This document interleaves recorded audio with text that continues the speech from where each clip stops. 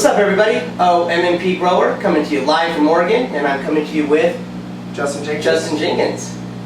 And today he's my guest on my first episode of this little interview session that I'm going to do once in a while, mostly with Justin Jenkins.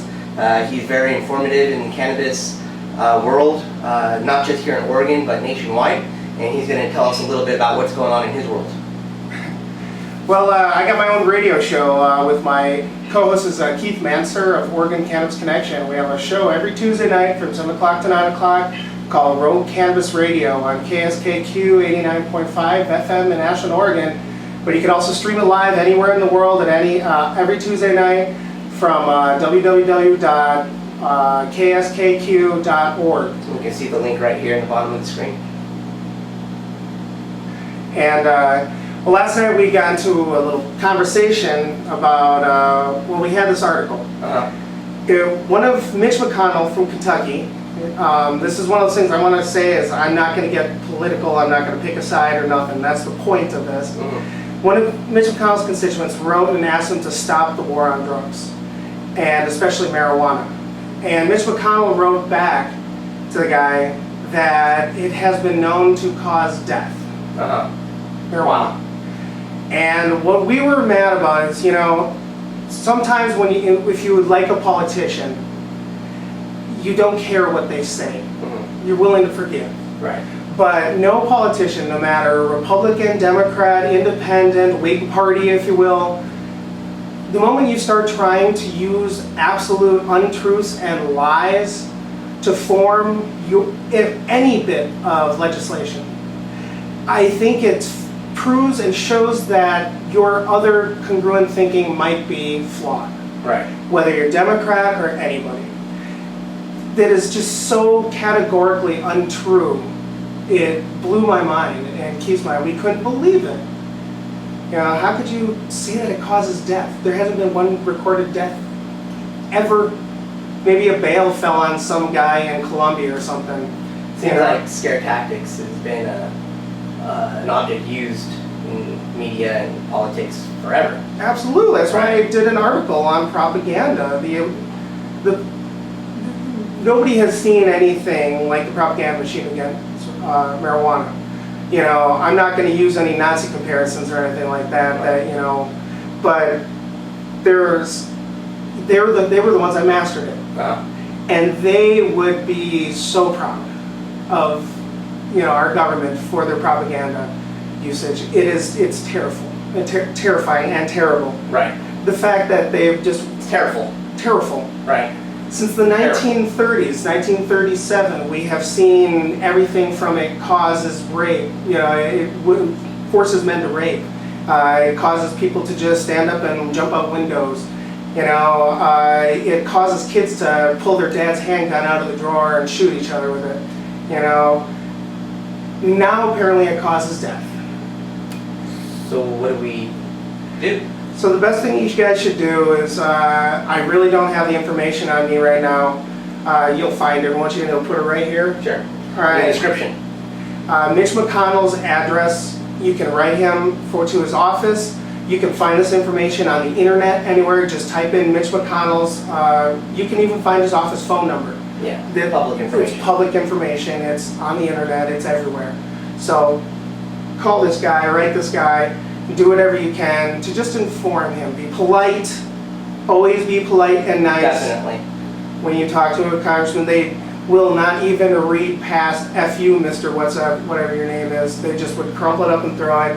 But if you make a well-informed, well-written, honest and nice letter that doesn't sound bitchy, then he might actually think about something that you wrote down. So that's, yeah. No politician should lie to you. Definitely not. Nice. I have a question for you. This is we'll kind of go back to the audience here. And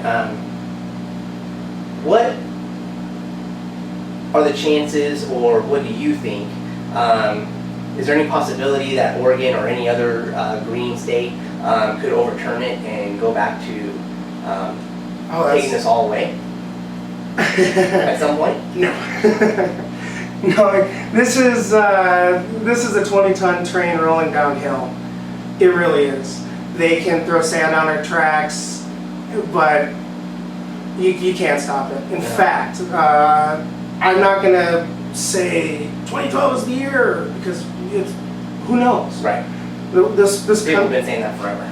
People have been saying that forever, but the weird thing is throughout the history of marijuana legalization, like actual first medical in 1996 in California, California was one of the first states to remove a lot of penalties for marijuana, lowered their crime, the incarceration rates for it, decriminalizing it. And so everybody has always looked at California. It's like how fashion is to France, marijuana is to California. Whatever happens in California spreads east. Right. So you guys got to do the right thing. You're setting the example, really, for the whole country. Here's the thing, though. A few years ago, California they really started making a huge point about how there's too many dispensaries. Right. Probably about 4 years ago. At the same time that Obama was being elected, the people who were backing marijuana felt empowered, were out there, and so the more we stick our necks up, the more they try to swing the hammer, just like whack-a-mole. And so they really started fighting back, and about 4 years ago. Right. And California they held that line, but they're just sitting right there with their arm on the shield, still being pushed back right now. That left gaps open, and then what happened was Colorado just went squat, just went nuts, Right. Gosh, I just saw a map of Denver and all their dispensaries the other day. It's crazy. Yeah, Colorado's becoming the new California. Yeah, and that's what everyone thought. It changed again. Yeah. It's now in the United States. I think there's 26 bits and pieces of legislation and ballot measures going on in 26 other states that don't have medical marijuana yet have something going up for a vote or going to their to Congress. And now everyone's looking at Washington. Oh, really? Washington, the I-501 is almost every poll is over 50%. Wow. That's better than 219. You want to tell people what that Prop 19. What's that? You want to tell people what the I-501? I-501 is the legalization measure that's going up for a ballot vote. So in November, when they're going in to vote for president, they can also vote for legalized marijuana for their state.